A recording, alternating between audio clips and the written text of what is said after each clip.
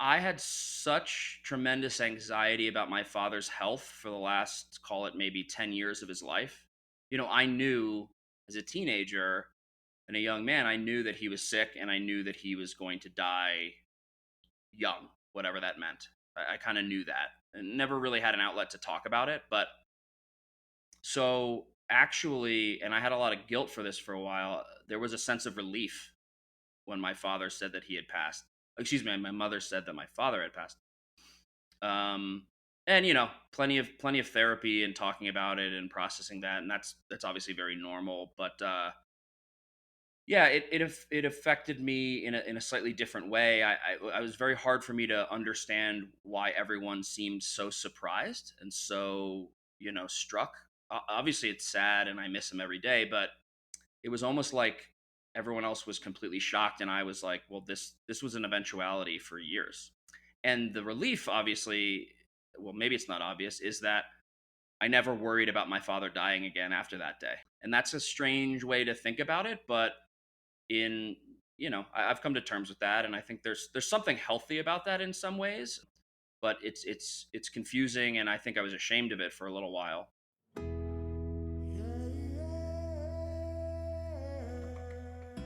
This is Adam Strauss. He's been my best friend for a solid 30 years. We first met when our fathers, both of whom ran family businesses in Princeton, New Jersey, they brought us to a New Jersey Nets game.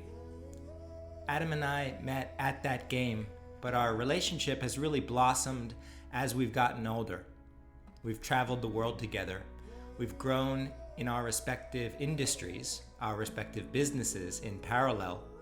And only in the last few years, we've started helping each other through some of the tougher, newer kinds of challenges that we are finding as adults.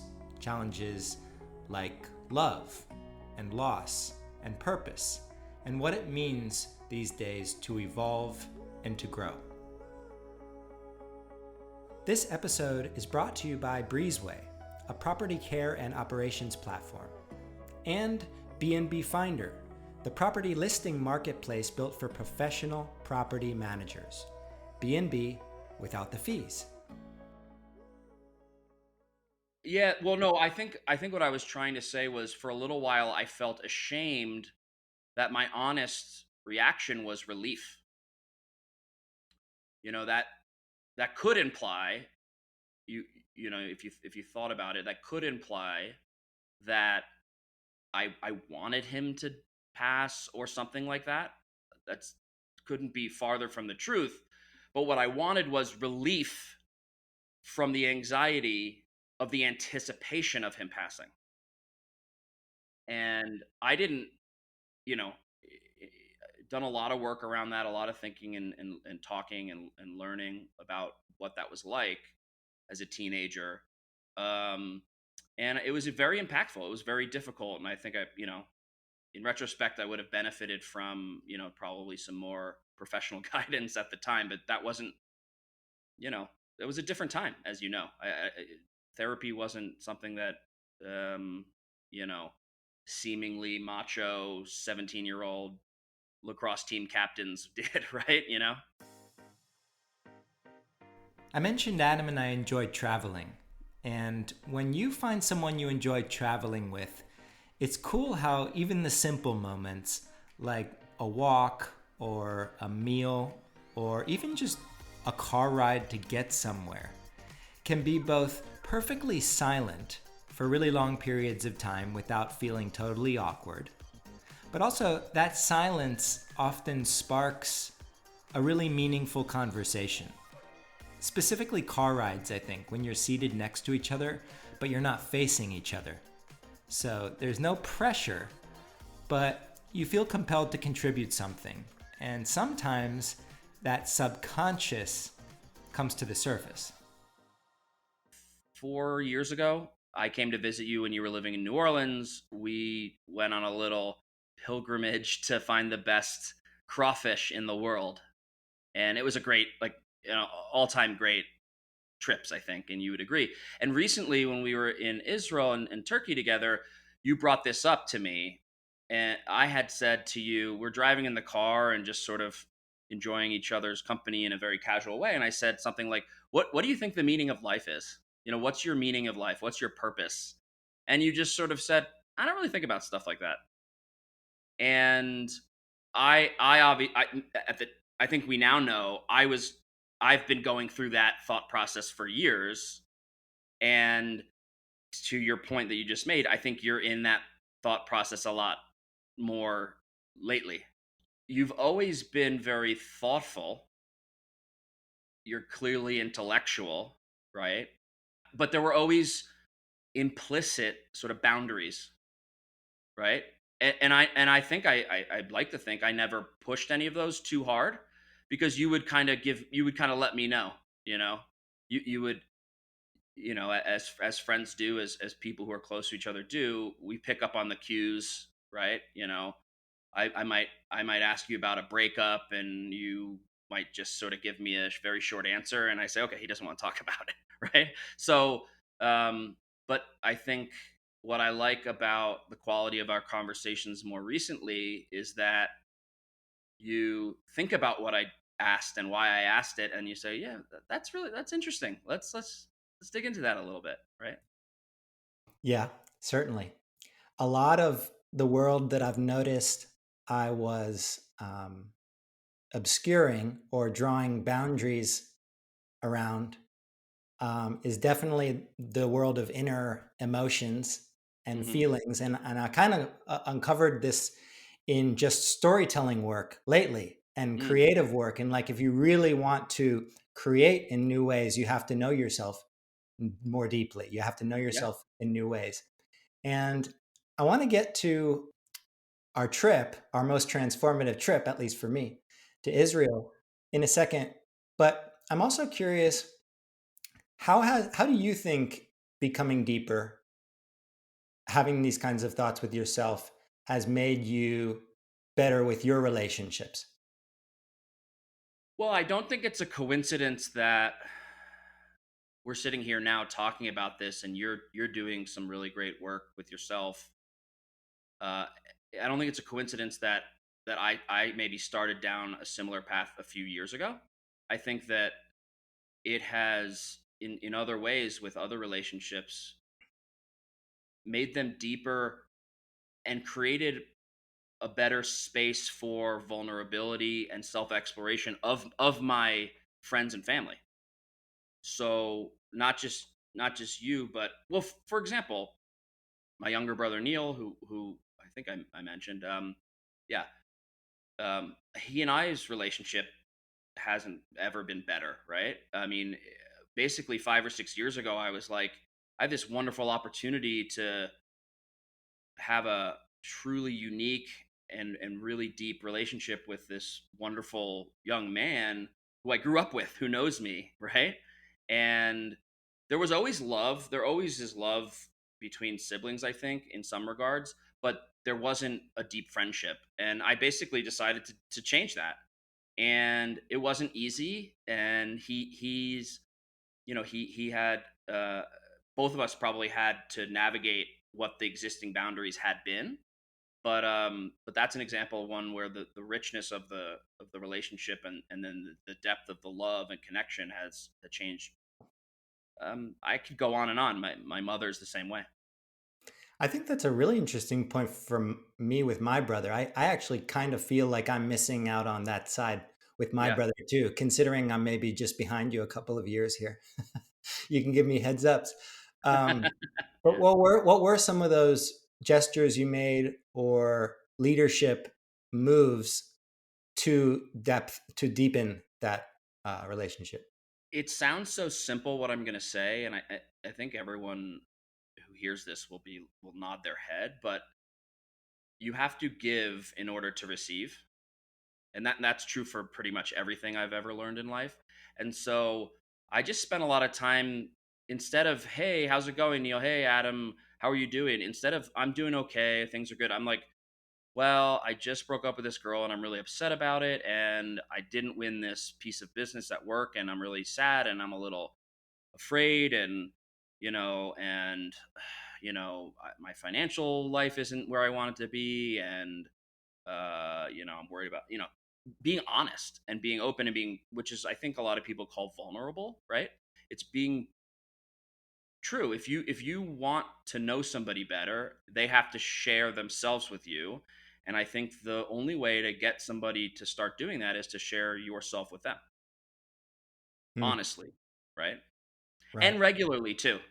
You can't have a brother that you call once a month, I don't think. I mean, that I shouldn't say can't, right? And maybe that works for some people, but that wouldn't work for my brother and I. We text each other pretty much every day and we talk on the phone probably once a week.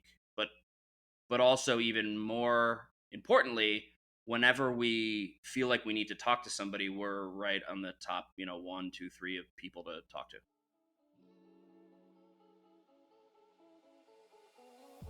It's interesting to view relationships as either flowing freely back and forth or stuck. Adam referred to it as give and take, but either you're giving and taking, or the relationship feels stuck for one of the individuals. And Adam has clearly managed to unstuck his relationship with his brother, at least to a degree that he found more meaningful. But for other relationships, specifically with work, the same techniques were not working. How do we, quote, stay true to ourselves and our boundaries while we're working with others, specifically others who pay our bills? I found myself being very frustrated with different things, different people, and different things that were happening at the company that I'm at now. um, Fast growth startup company, a few 5 years old company, and it was really affecting my emotions and therefore really affecting how I interacted with, communicated with people. And frankly, our my boss, our CEO, was like, this it's now a problem. We have to talk about this, right? There is a possibility that if you don't find a better way to get, again, to use your word, unstuck from this place, that the future, uh your future here might not be viable. But what was the unstuck? Or what was the stuckness? It took me a long time to figure out what it really was, but I would characterize it as pretty straightforward. When we started the company, and I was, I think, maybe the 12th or 13th employee, and kind of the fifth or sixth sort of partner, right? So um, I had tremendous amount of pride of ownership, both literal ownership and, you know, uh, uh, um, feeling like what I did impacted the company, and I was involved in choices. So early days, we used to sit around a table and figure out, okay, which vendor are we going to use, and what's our strategy going to be, and all these kinds of things. And as we grew, obviously it became bigger. We had more of a professional management team, and my role shrunk, and it became more one dimensional. And actually, surprisingly, that was very hard for me. Now, I didn't understand any of this stuff at the time. This is retrospective, but um it was very, very hard for me. It was, that famous book and line, who moved my cheese?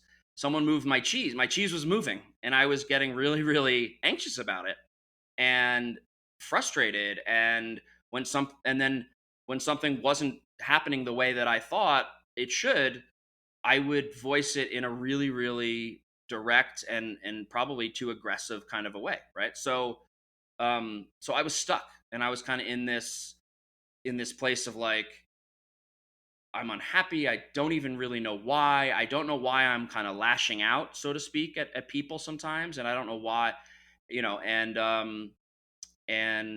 you know, there was I eventually drew a line in the sand and kind of made some changes.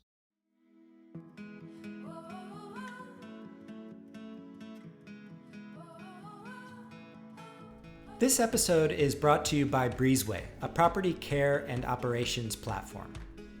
Have you ever had a guest walk into an unprepared property, or had them complain about a hair in the shower, or a dirty dishwasher, or not enough garbage bags? These hiccups can lead to bad reviews, which tarnish your brand reputation.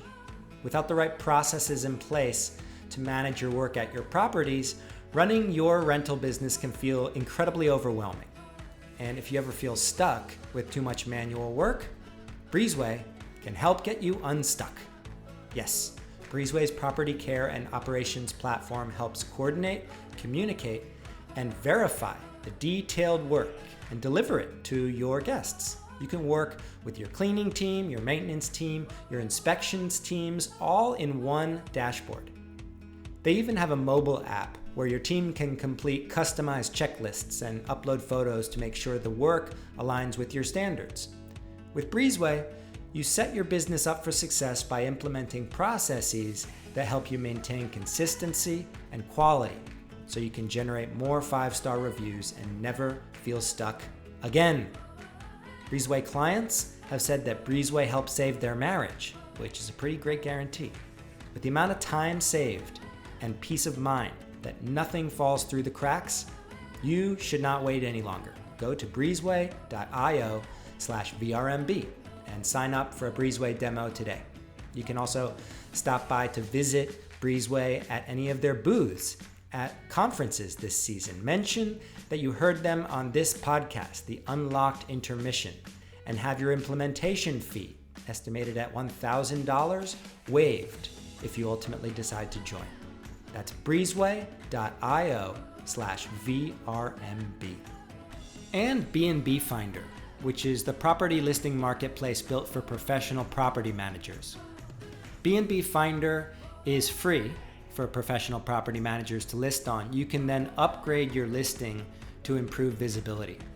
They believe travelers should book directly with property managers, so you own that relationship with the customer. They're held to your terms and your cancellation policy. You also make more money because B&B Finder does not charge the traveler a service fee, nor do they charge property managers a transaction fee. Their goal is to empower professional property managers and to make travel more enjoyable and less expensive for everybody. B&B Finder only works with professional property managers, so they don't work with for rent by owner situations. Now, they're offering a special for listeners of this podcast. They're offering a free upgrade for a period of 6 months if you simply mention the phrase B&B without the fees to any B&B Finder representative or booth at conference season this year. You'll get 6 months of a free upgraded offer. You can also head over to their website, bnbfinder.com/list, and as a reward, your listing will be upgraded from free to bronze or bronze to silver or silver to gold. That upgrade will be live for 6 months. So this is a pretty wonderful opportunity to try out a company whose values are in line with yours. That's bnbfinder.com/list.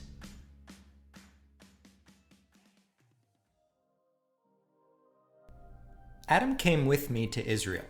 He was my Sherpa for the trip in a way. Once a year, we try to go somewhere new. And for our 40th birthdays, which is a nice round number, often associated with midlife crises, we agreed that traveling somewhere new, but also somewhere kind of outside of the comfort zone, might make sense. Somewhere unpredictable. On our first morning, Adam and I wandered out into the streets of Tel Aviv. The energy of Tel Aviv is really remarkable. It reminded me of Latin America with a Middle Eastern, a Mediterranean twist. It actually really reminded me of Miami, my favorite city in the world right now, the city that I call home. We were walking through the streets and ultimately sat down on a little plaza to have an espresso when our first uncomfortable experience started to unfold in front of us. There was a strange kind of guy who was a very a religious guy, right? I think yarmulke, and he had his Bible and he was praying or something. And I remember that was strange. And other people wouldn't sit near him. Like he almost looked like I mean, it's sad to say, but like it almost seemed like he was ready to die or something. Like he was um, intense and praying. And then I just observing, I looked around and I saw these other guys who looked sort of, quasi military type. They were kind of looking around. And I said, something weird's happening. Like this guy, this is like, for all I know, that could have been like the, Secretary of State of Israel. That could have been, he could have been some internet billionaire with security. I don't know what it was.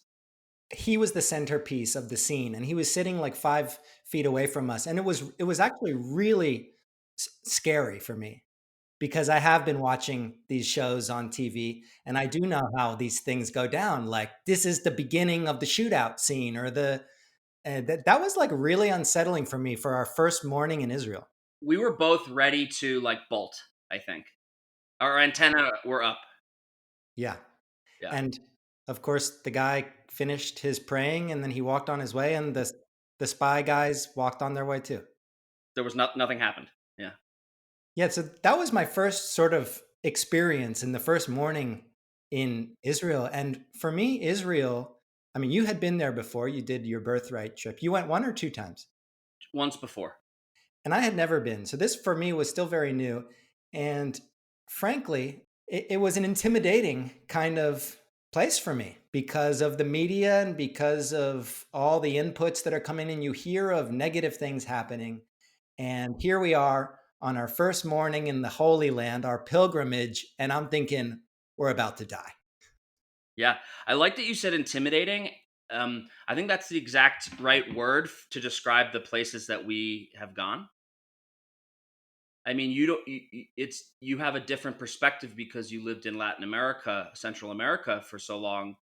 But for an average person who grew up where we did, walking around Casco Viejo in Panama, or going, or driving over the mountain range to go to San Blas Islands, um, or the Golan Heights.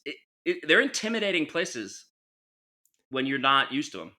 I think there's something really meaningful about places that catch you off guard, that are a little intimidating, that you don't know, that you aren't super comfortable. After all, that's really the purpose of travel, is to step outside of that.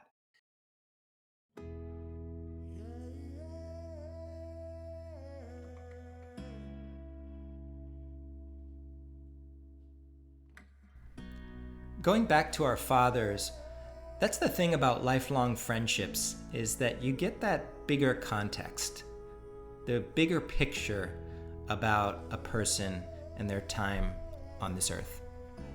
And I think it can heighten those small moments. They mean so much more, almost as if our dads were actually there with us. Our fathers were born and raised in Jewish families, traditional Jewish families, right? And neither of them had. My dad never went to Israel. I don't think your father's ever been to Israel. And there is something about Jews, and especially American Jews, right? Uh, Children and great grandchildren of European immigrants, right? And that whole experience and that passed down identity, that I think I still believe this. I think it's true. I think our fathers, our grandfathers, our grandmothers, and so on would be very happy that here are two Jewish guys exploring their who they are and what it means to them in arguably the holiest place in the world. And I think that's like, it was very nice. It was a beautiful thing to recognize. I took it one step further and say how proud of our fathers would be of us from a professional standpoint, too, because both of our fathers were entrepreneurs. Yeah. We are both Yeah. entrepreneurs, and we are doing things with our businesses and thinking in ways that tend to baffle a previous generation. Completely agree with you. Something that I just popped into my mind that I thought was really nice is, not only would our fathers be proud of their sons, our fathers would be proud of the other one too. Like, I know for a fact my dad would be just so thrilled and interested to hear what you were doing and what you've been up to and what you've become. And I don't even have to extrapolate that from your dad, because when he and I talk periodically, he makes me feel like he's proud of me in a paternal way. It, same thing that the first time I went, it changed my perspective on what it means to me, what the heritage, what my family, and frankly, we are connected in that way, and then what that place means to me. And yeah, I'm very proud to be able to have a connection to that place. And it's a place that I feel like I can always go back to, and it'll feel like home. This is, I think, the most that any destination or business or place really could hope to mean to visitors in my book. When you leave, going back will feel like going home. I'd go as far as to say that my first visit to Israel felt like I was returning home. That was and will forever be one of the most grounding and powerful experiences of my life. It's part of me. I see it as an inflection point, almost like a piercing of the veil, as Valerie called it, into a wider and deeper and more elevated way of seeing myself and of seeing the world. And I think it's really interesting that even a couple years ago, had I gone to Israel and had the same type of experience, I tend not to think that it would have impacted me this deeply, which just goes to show the state of mind and the intention and the purpose that any given traveler puts into a trip tends to dictate what they get out of it. That experience is now part of me forever. Thanks for listening. If you enjoyed this episode, a new way of thinking about our growth, and are attending any vacation rental conferences coming up this season, I know our sponsors would love to meet you. So much that they've arranged a special offer for anybody who stops by their booths. Yes, if you stop by the Breezeway booth or the B&B Finder booth, or if you speak with any of those representatives this coming conference season, let them know you heard this podcast, and the special offer is yours.